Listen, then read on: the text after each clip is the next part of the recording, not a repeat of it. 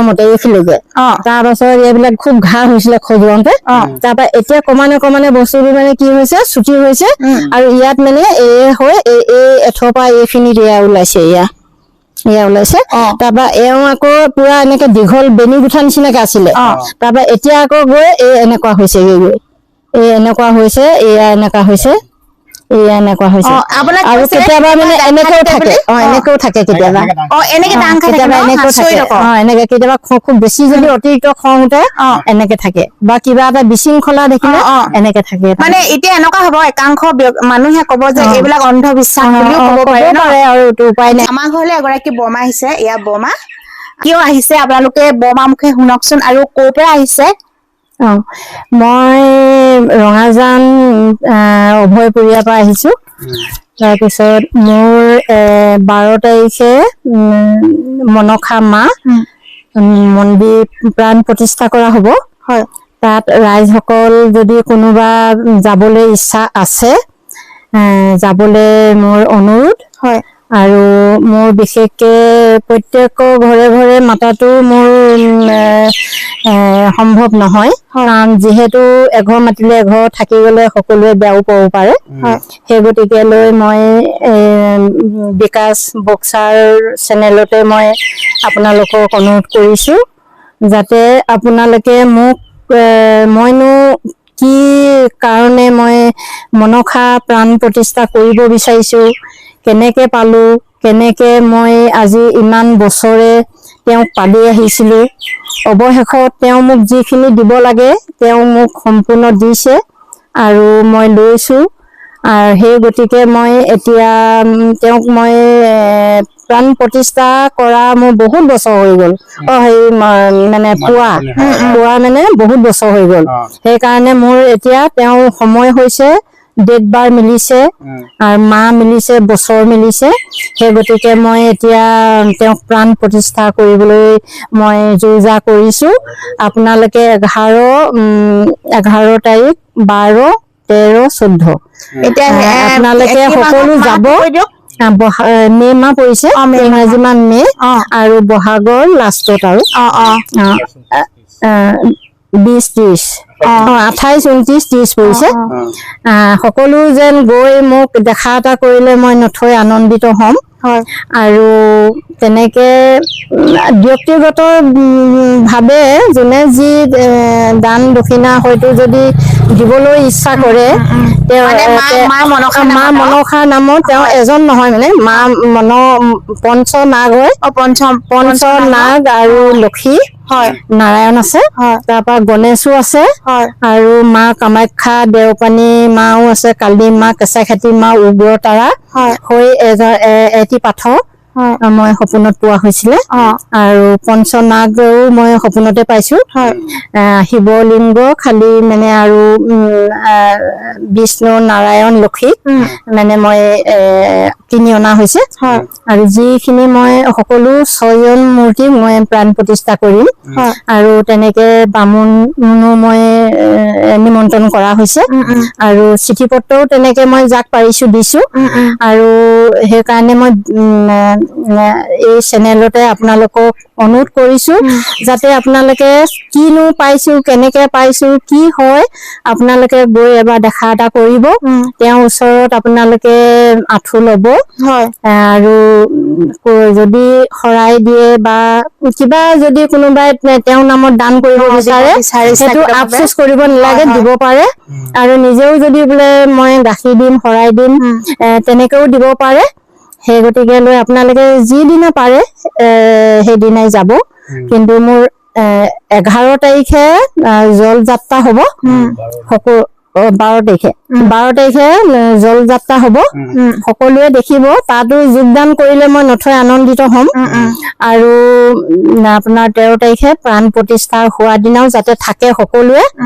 সকলো ল'ৰা ছোৱালী পঢ়া শুনা সৰস্বতী মাও আছে মই সৰস্বতী মাকো পালো আৰু লক্ষীও আছে লক্ষীও মানুহ মানে সকলো মাকে সকলো দেৱ দেৱতা ভগৱানৰ মোৰ হাতত তেওঁলোকে অৰ্পণ কৰিছে আৰু সেই তেওঁলোকক মই আজি লকডাউনতে মোৰ শিৱ মানে মই মূৰ্তি প্ৰতিষ্ঠা কৰিম বুলি মানে মই হেৰি ৰদ দুডাল আৰু ভকত দুজনমান আনি মই ৰদ দুডাল তাৰমানে পুতিছিলো আৰু সেইদিনা মন্দিৰ বনাম বুলি মানে মই নিয়ম কৰিছিলো।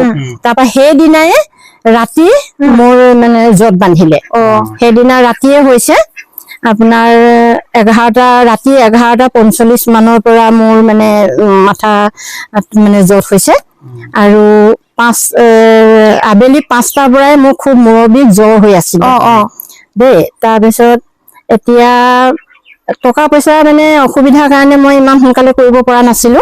এতিয়া যিহেতু মোক তেওঁ সময় দিছে, সময়ো লাগিব, ধৈৰ্য লাগিব, সময় লাগিব, দিন বাৰ নক্ষত্ৰ আপোনাৰ ৰাশি লগ্ন সকলো মিলিব লাগিব। এতিয়া মোৰ এই তাৰিখৰ লাষ্টত মোৰ সকলো মিলিছে। আপোনালোকে বুলি নহয়, নিজৰ বুলি আপোনালোকে যাতে যায়। মই এইখিনি মই বিকাশ বক্সাৰ চেনেলত মই আপোনালোকক মই নিমন্ত্ৰণ কৰিছো। আপোনালোকে যাতে গৈ মোক দেখা এটা কৰে, মই এয়াই কলো। আৰু যদি কিবা ভুলো হৈছে সেইটো ক্ষমা বিচাৰিছো। সেইখিনিৰ পৰা মই আপোনালোকক ক্ষমা বিচাৰিছো। ৰাইজক সকলো যেনেকে পাৰে তেনেকে যাব।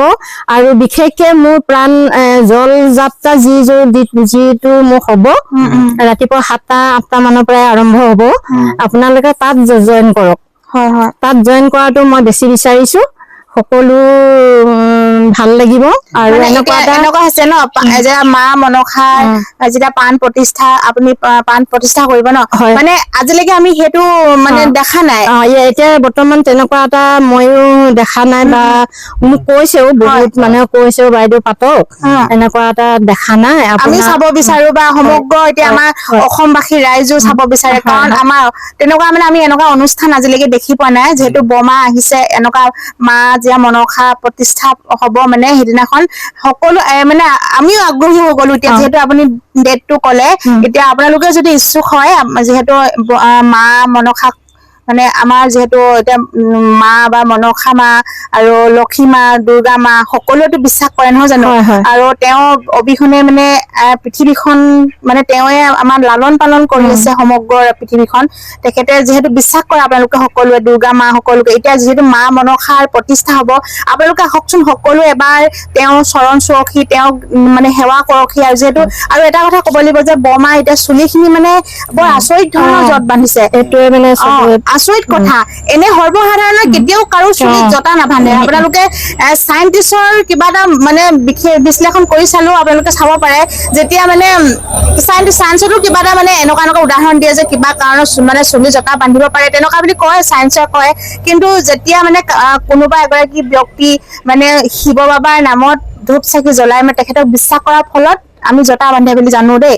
তেখেতৰ চুলিখিনি এনেকুৱা আচৰিত ধৰণৰ জটা বান্ধিছে। মই প্ৰথম দেখিছো আপোনাৰ জটাটো, দেখিছো এডাল মানে এনেকে জটা বান্ধা দেখিছো, কিন্তু আপোনাৰ চুলিখিনি এনেকে দীঘল দীঘল। আপুনি ভালকে দেখাই দিয়কচোন, দীঘল দীঘলকে। এয়া হৈছে আপোনাৰ এইডাল হৈছে এইটো প্ৰথমতে এনেকুৱাত আছিলে। তাৰ পৰা এইফালে এতিয়া লাহে লাহে ছুটি হৈ মই হেন্দু ল'ব নোৱাৰো। তাৰপিছত এই এনেকে আছিলে প্ৰথমতে এইখিনিকে। তাৰ পাছত এইবিলাক খুব ঘাঁ হৈছিলে খজুৱতে। তাৰ পৰা এতিয়া ক্ৰমান্বয়ে বস্তুটো মানে কি হৈছে, ছুটি হৈছে। আৰু ইয়াত মানে এই এঠৰ পৰা এইখিনিত এয়া ওলাইছে, এয়া ওলাইছে। তাৰপৰা এওঁ আকৌ পুৰা এনেকে দীঘল বেনি গুঠা নিচিনাকে আছিলে। তাৰপৰা এতিয়া আকৌ গৈ এনেকুৱা হৈছে, এনেকুৱা হৈছে, এয়া এনেকুৱা হৈছে, এয়া এনেকুৱা হৈছে। আৰু কেতিয়াবা মানে এনেকেও থাকে, এনেকেও থাকে কেতিয়াবা। কেতিয়াবা এনেকেও থাকে, এনেকে কেতিয়াবা খুব বেছি যদি অতিৰিক্ত খং উঠে এনেকে থাকে, বা কিবা এটা বিশৃংখলা দেখিলে এনেকে থাকে। মানে এতিয়া এনেকুৱা হব, একাংশ মানুহে কব যে এইবিলাক অন্ধবিশ্বাস বুলিও কব পাৰে ন।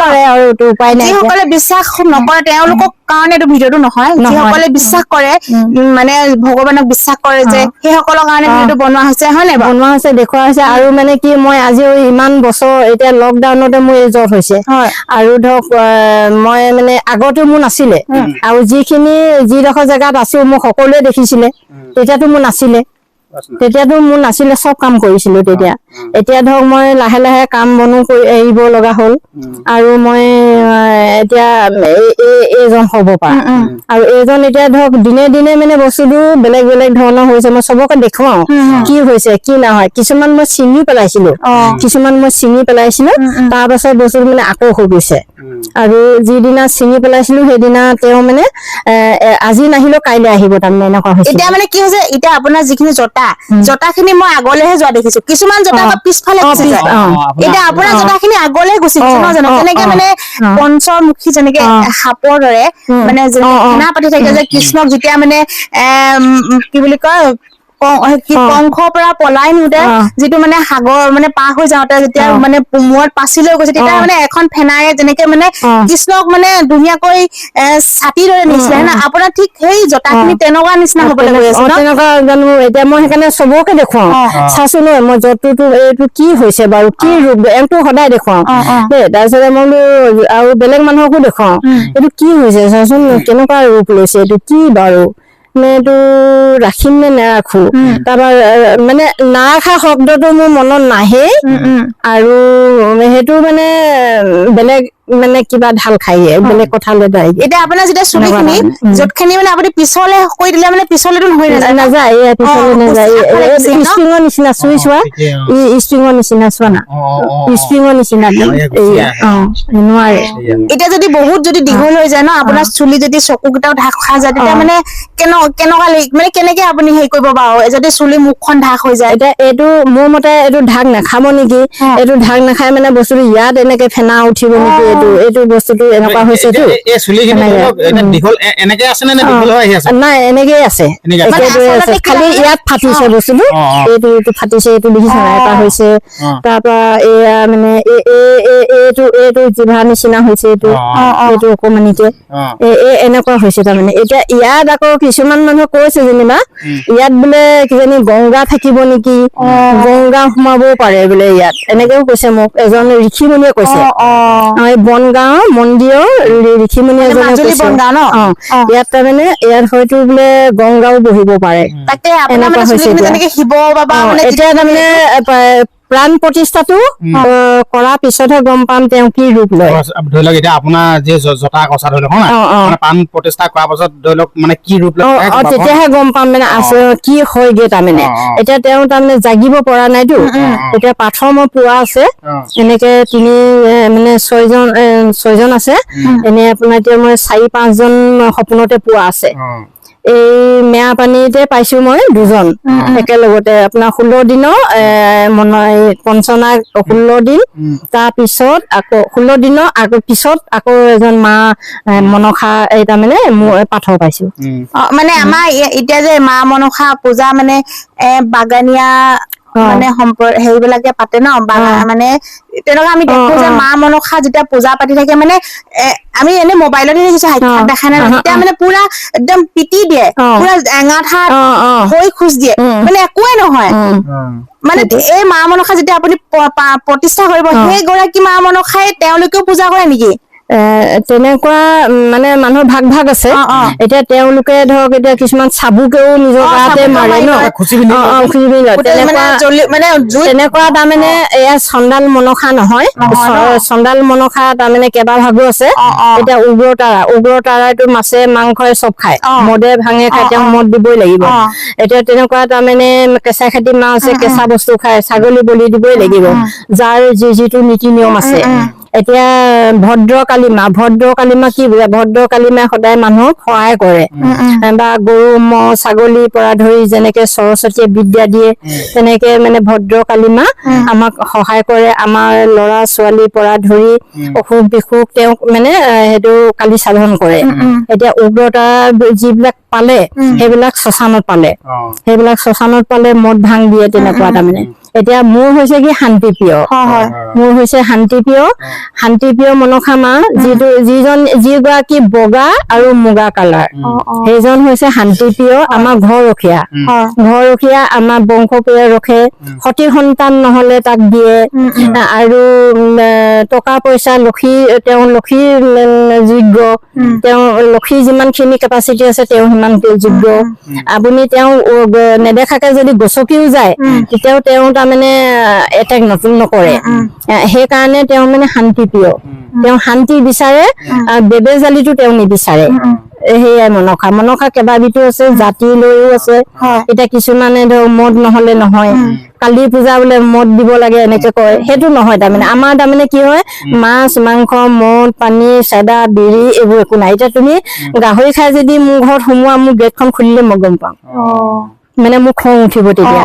বা আমাৰ ঘৰত যদি কোনোবাই ধৰ খাই আহে মই গম পাওঁ। তাৰমানে এনেকুৱা যদি আপোনালোকৰ মন্দিৰত ন, এতিয়া যিহেতু বেলেগ ধৰ্ম যদি কোনোবা আপোনালোকৰ মন্দিৰত প্ৰৱেশ কৰে তেতিয়া মানে আপুনি একো নাই, চব ধৰ্মই যাব পাৰে। মই মুছলিমৰ পৰা ধৰি আপোনাৰ বুদ্ধজীৱী, খ্ৰীষ্টিয়ান, নানা জাতি যাব পাৰে। আৰু এইটো বোলে খাই আহিছে মই কিবা, সেইটো নহয়। তাৰমানে কি, তেওঁ যদি নিৰামিষ হৈ যায় তেওঁ নিজৰ কামটো ভাল পাব, তেওঁ মানে ধৰ মা হয়তো খঙন নকৰিবও পাৰে, বা যিটো তেওঁৰ ইচ্ছামতে তেওঁ নিজে প্ৰৱেশ কৰি ভাল পাব। আৰু ধৰক মানুহ যে ভগৱানৰ ওচৰলৈ গ'লে যে কিবা এটা দিবই, সেইটো 100% নহয়। মানুহক লাগিব কি ধৈৰ্য আৰু নিয়ম নীতি, আৰু বিশেষকে কি অকল ভগৱানক পুজিলেও নহব, সদায় কি মা দেউতা পুজিব লাগিব। মেইন হৈছে মা দেউতা বহুত ডাঙৰ বস্তু। মাক দেউতাকে যিমান অন্যায় কৰক, যিমান বেয়া কাম কৰক, যিমান যি নকৰক, কিন্তু পুত্ৰ বোৱাৰী যি জোঁৱাই সদায় নিজৰ মা আৰু দেউতাক সদায় নিজৰ জন্ম দিয়া দাতা বুলিয়ে তেওঁ এই ভগৱানক যেনেকে ধূপ ধূনা জ্বলায় তেনেকে জ্বলাব নালাগে, কিন্তু কথা কান্ত আৰু ভক্তিটো কৰিব লাগে। আৰু মা দেউতাক যোনে মানিব, শহু শাহু যোনে মানিব, তেওঁ এই ভাগ পাবই। কিন্তু সেইখিনি মই মানি আহিছিলো। এতিয়া ধৰি লওক এনেকুৱা, মা দেউতাকক যদি সদায় অত্যাচাৰ কৰে, তেখেতে যিমানে মন্দিৰ ভগৱানক নোপোজে।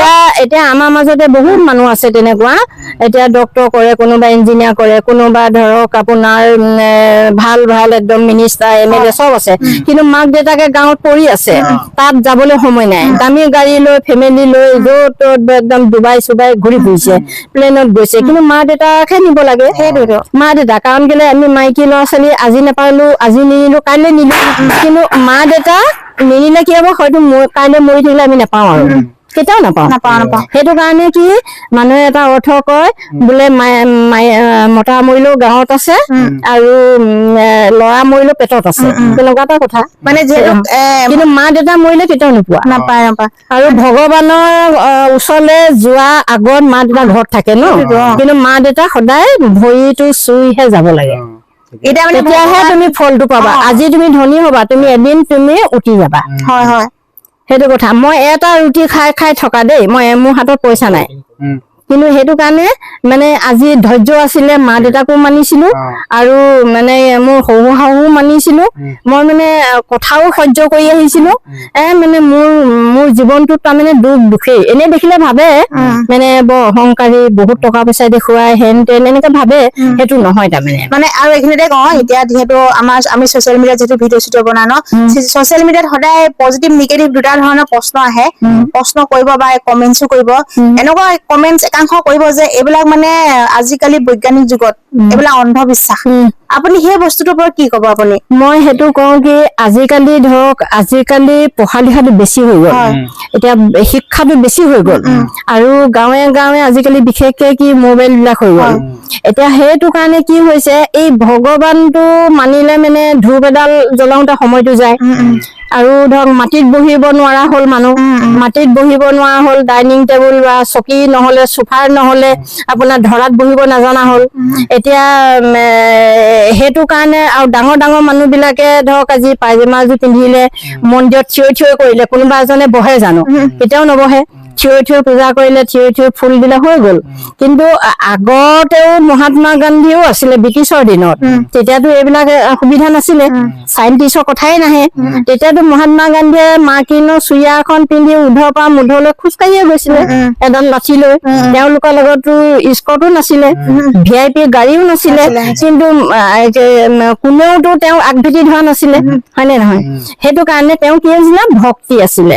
তেওঁ ভক্তিৰ ওপৰত নিৰ্ভৰ কৰি তেওঁ এখন সামান্য মাৰ্কিনৰ চুৰিয়া এখন পিন্ধি এডাল লাঠি লৈ তেওঁ ইমূৰৰ পৰা সিমূৰলৈকে খোজকাঢ়ি আন্দোলন কৰিছিলে, হয় নে নহয়? আজি ইন্দিৰা গান্ধীকনো কোনে মাৰিলে? নিজৰ PSO সেয়ে মাৰিলে, কিন্তু বেলেগৰ বাহিৰতো মৰা নাই।